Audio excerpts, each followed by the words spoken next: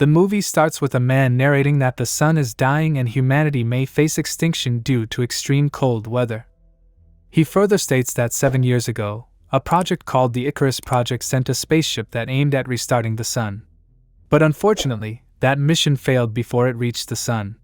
Now another mission called Icarus 2 is being sent to deliver a payload, nuclear bomb, to the sun so that it can start functioning again. The crew consists of 8 members who are Dr. Searle, who is the psych officer, Kappa, who is physicist trained for payload deployment, Kaneda, the team captain, Mace, the engineer, Cassie, the pilot, Trey, the tech navigator, Harvey, communications specialist, and Corazon, who is a botanist. The crew has been traveling for 16 months and has finally arrived near the sun. Suddenly, Captain Kaneda exclaims that the solar wind reading is much higher than they had anticipated. Because they entered the dead zone 7 days earlier, that is why they can still send messages to Earth within 24 hours.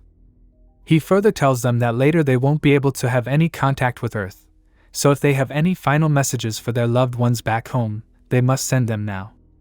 After this news, a boy named Kappa sends a message to his parents on Earth.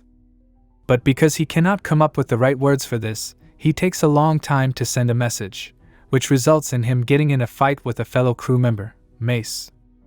Others intervene to stop the fight. Later, Mace gets his psychiatric evaluation done by Searle, and Mace explains that his behavior resulted from prolonged time away from Earth. He also promises not to repeat this type of behavior in the future. After listening to him, Searle advises him to spend 2 hours in the Earth room, which would help his mental stability. After spending some time in the Earth room, Mace realizes his mistake and apologizes to Kappa. Corazon is their botanist who maintains the oxygen garden that provides food and carbon to their spaceship atmosphere. She meets with Captain Kaneda after making a report on the oxygen garden. According to her, the O2 productivity is good, as they have enough reserves to make it to the sun and halfway back. Then she notices that Captain has been thinking about Icarus I, and he shares his views that he feels lack of oxygen was not the reason for their failure but some different reason. Meanwhile, Dr. Searle has become obsessed with watching the sun. And he sits in the observation room and asks Icarus's computer system to turn down the filter to observe the sun more clearly. He then asks the system how close they can watch the brightness of the sun, and he is informed that he is currently watching it at 2%, and the most he can watch is 3%. Any more brightness might cause irreversible damage to his retinas. As he observes the brightness of the sun, he feels so amazed. However, because of too much exposure to the sun, his skin has started to burn, but he is so immersed in the sun that he isn't bothered by it. At the same time, Captain Kaneda keeps watching old videos of Icarus I to understand what went wrong that led to its failure. Suddenly they spot Mercury, and everyone from the crew watches it from an observation room, totally fascinated. Later, Harvey informs them that he has picked up some signals from Icarus I's distress beacon and assumes that someone from Icarus I might be alive. So, the crew members begin to wonder if Icarus I's crew is still alive because it's been 7 years, and there can't be enough food and oxygen supply to survive this long.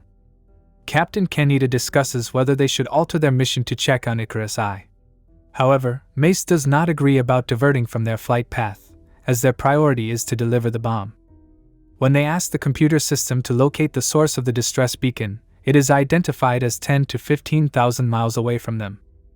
Afterward, Dr. Searle states that he agrees with Mace, but it would be best to have a second payload. He further states that he isn't much interested in the lives of Icarus I's crew but has high hopes for finding another payload. To be extra prepared for their mission, they might need another bomb because they are unsure if their one will work. This leads to a heated discussion among crew members, but Captain Kaneda leaves this decision to the crew's most informed person, nuclear physicist Kappa. At the same time, Kappa feels anxious about the burden of making such a big decision. Nevertheless, after all the calculations, he decides they should alter their projector towards Icarus I, as he feels like 2 bombs are better than 1. Some crew members are unhappy about the decision, but they start moving their trajectory toward Icarus I. Trey makes all the calculations, plots the course of the mission, and repeatedly checks it many times to ensure the safety of the mission. And then, he is satisfied that he made all the right assessments, but to his dismay, he makes a mistake, which he later on discovers when the ship alarm goes off. It is revealed that he forgot to adjust the heat sheet according to the new path.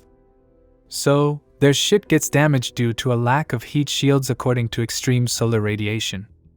This phenomenon makes Trey very upset, and blames himself for the damage, but Captain Kaneda assures him that it's alright and they will fix the issues soon.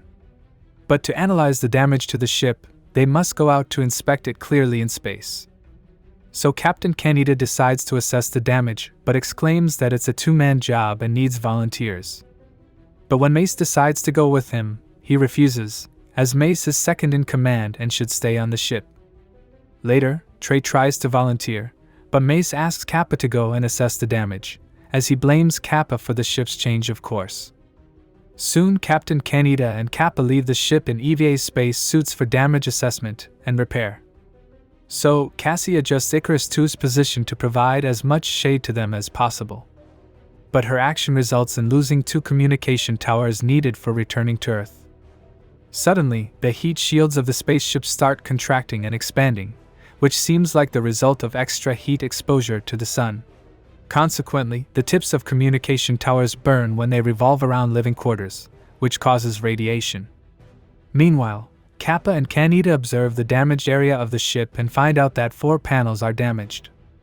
So, they start to repair them individually, and just as they repair one panel and move toward the second, everybody gets happy and starts to celebrate. However, their happiness lasts for only a few seconds, as, unfortunately, the moving towers deflect sunlight toward the ship's center and onto the oxygen garden. Suddenly a fire breaks out in the ship, which it automatically controls, but after some time, it gets out of control, threatening to break out toward the whole ship. As a result, the computer takes control of Icarus II despite protests from Cassie, who gives instructions to keep the manual control. But the computer takes over and returns the vessel to its original rotation. Cassie keeps trying to gain control, but Icarus's computer states that the mission is in jeopardy, and it further informs them about fire in the oxygen garden. After hearing the news of the fire in her oxygen garden, Corazon runs towards the location. At the same time, Cassie commands the system to seal the supply of oxygen to prevent it from leakage. And Cassie requests Kaneda and Kappa to return to the ship, or they might burn to death. But Kaneda refuses to return as they can't leave the panels without repair. After observing this phenomenon, Mace intervenes and asks the computer to take back control and fix the fire issue. As a result, the vessels abruptly return to their original rotation. On the other hand, Mace asks the computer to open O2 cylinders, as they can burn out the fire by oxygen flush. On the other hand, Corazon requests the system to let her in her garden, but the computer refuses as it's dangerous to enter it. So she watches her whole oxygen garden burn before her eyes. At the same time, Trey is put on suicide watch by Dr. Searle as he blames himself for all the damage. On the other hand, Kaneda asks Kappa to return to the ship as he repairs the last panel. But soon after he finishes the repair, shield rotation causes all radiation to move toward him. And as he is on the edge of the shield, so Dr. Searle watches him burn in flames right in front of his eyes. A little while later, Kappa enters the spaceship and discovers the oxygen garden is destroyed, so there is very less oxygen supply left for them. But Corazon secretly tells her fellows that there is enough oxygen but only for 4 people, and that's why they need to get rid of the extra load. Soon they arrive near Icarus I, and 4 crew members, including Mace, Searle, Harvey, and Kappa, go to Icarus I. When they land there, they find dust everywhere, which is mostly due to human ashes, as the crew members supposedly died here 7 years ago. When they check its systems, surprisingly, they are all functioning. In addition, Icarus I had enough supply of food and water, and surprisingly its oxygen garden has been flourishing. As for crew members, they are found in the observation room, all tuned to ashes. So Dr. Searle assumes that they all decided to kill themselves in the end as they felt like the Earth deserved to die according to God's will. But to their dismay, all of the resources on the ship are not useful to them because the computer system has failed. So, they can't even take the payload to their spaceship, which indicates that their journey here is a waste of time. Suddenly a loud bang sounds and Cassie orders them to return as there has been an emergency. Due to some accident, the airlock connecting Icarus I and Icarus II is destroyed, and as a result, both are falling apart. Suddenly they spot an EVA suit and decide to send Kappa back, as he is the only one to deploy the payload. But Harvey protests that being the captain, he must be given priority. Soon they get an idea, and Harvey and Mace wear ship insulation to protect themselves and hold on to Kappa, as they plan to be projected to Icarus II with Kappa. Searle volunteers to stay behind to open the shafts, as Icarus I will shoot Kappa out to Icarus II. But later on, Harvey loses grip and falls into space. His body looks frozen, and after a while, he dies as his body collides with a spaceship. While Kappa and Mace return safely to Icarus II, Mace gets frostbite but recovers after some treatment. When Icarus II leaves, Searle enters the observation room to prepare himself for death, as there is no shield after Icarus II is gone, so he burns to death. Mace assumes that someone manually destroyed the airlock, which must be one of them. As Cassie and Corazon are together and the men are on the ship I, which leaves Trey, he gets suspicious that Trey might have damaged the airlock. Later, all remaining crew members sit together and discuss the oxygen supply for their trip. According to Corazon, there is only enough oxygen for 4 people only, and they must kill Trey. At first, Cassie opposes this decision but later agrees, and Mace decides to kill Trey. But as soon as he reaches there, Trey has already killed himself. He then calls others, and when he spots Kappa, he smears blood on his hands as he is the one who started all this mess by changing the direction of a spaceship. Eventually, they start to fight but soon end it as they have less energy due to lack of oxygen. In the payload room, Ayal's computer tells Kappa that there isn't enough oxygen for all of them till the delivery of the payload. But he wonders how it is possible as, according to their information, there must be enough oxygen for 4 of them. But he suddenly gets surprised to find out they are not 4 but 5 crew members.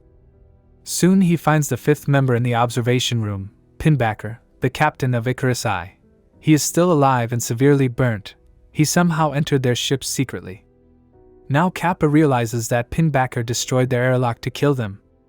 As soon as Pinbacker spots Kappa, he attacks him with a knife. So Kappa realizes that he has gone psychotic and runs for his life. And later Kappa hides in Eva's suit room and locks himself in. While chasing Kappa, Pinbacker arrives there and breaks the lock from outside to trap Kappa from outside. Later, Pinbacker removes the computer server from the coolant to destroy its functioning. On the other hand, Corazon visits the burnt oxygen garden and finds a seedling rapidly growing from burnt soil. This excites her as she tries to contact her crew members. But Pinbacker arrives there, and sadly, he kills her and also destroys the seedling. Mace notices the system is out of coolant, so he tries to readjust the machinery by repairing the coolant.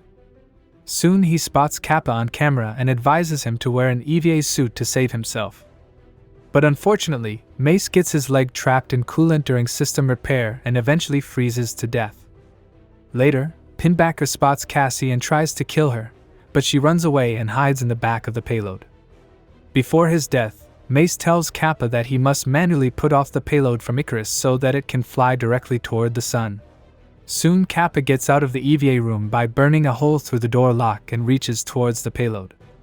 He then opens the airlock door, decouples the payload, and walks towards the front of the ship. He uses the propulsion of the EVA suit and flies to the payload, and upon reaching it, he manually pilots and ignites it. When he returns to the ship, he finds Cassie hiding from Pinbacker, so he fights with him, tearing his burned body apart. As the nuclear reaction of payload begins, Kappa feels peaceful that they have succeeded in their mission and are not afraid of death anymore. While back on Earth, Kappa's sister is in the park with her children as she watches her brother's last message. A brighter than usual sun is seen in the sky, indicating they have succeeded in their mission.